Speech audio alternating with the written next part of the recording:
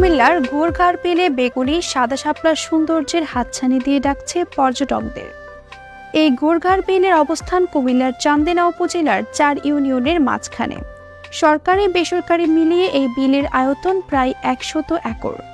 বিলের দিগন্ত বিস্তৃত জলরাশি ও বর্ণিল জলজ উদ্ভিদের স্নিগ্ধতা দর্শনার্থীদের মনে আনন্দের দুলা দিয়ে যায়। বিলের লাল সাদা শাপলার মায়াবী সৌন্দর্যের হাতছানিতে সেখানে ভিড় করছেন দর্শনার্থীরা। ঢাকা চট্টগ্রাম মহাসড়কের কুমিল্লার চান্দিনা উপজেলার কুটুম্বপুর থেকে সিএনজি অটোরিকশা নিয়ে গল্লায় যাওয়া যায়। তারপর হাঁটা পথ পেরিয়ে গোরঘাড় বিল প্রাকৃতিকভাবে বেড়ে ওঠা বেগুনি ও সাদা শাপলা বিলের সৌন্দর্যকে বাড়িয়ে দিয়েছে। এ বিলে প্রায় 50 রকমের বেশি দেশি প্রজাতির মাছ পাওয়া যায়। রয়েছে বিবিধ প্রজাতির জলজ প্রাণী ও মৌসুমী পাখি। পানিতে নিমজ্জিত আছে বিভিন্ন প্রজাতির শৈবাল সহ নানা জলজ উদ্ভিদ। বিলের মীরাখোলা গ্রামের পাশে খালে বাঁধা অনেকগুলো ছোট নৌকা।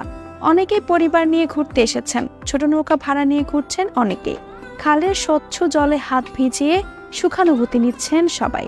গোরঘা নামের এক ধরনের পোকার প্রচুর বিচরণ ছিল এই বিলে। সেই পোকার নামে এটির নামকরণ করা হয়েছে গোরঘাড় বিল। আবার কেউ কেউ বলেন এত বড় বিল ঘুরতে ঘুরতে শেষ করা যায় না বলে এর নাম ঘোড়ার বিল বা গোরঘাড় বিল। এই বিল সংরক্ষণ জরুরি, এতে প্রাকৃতিক মাছ উৎপাদনের পাশাপাশি চিত্ত বিনোদনেরও সুযোগ রয়েছে।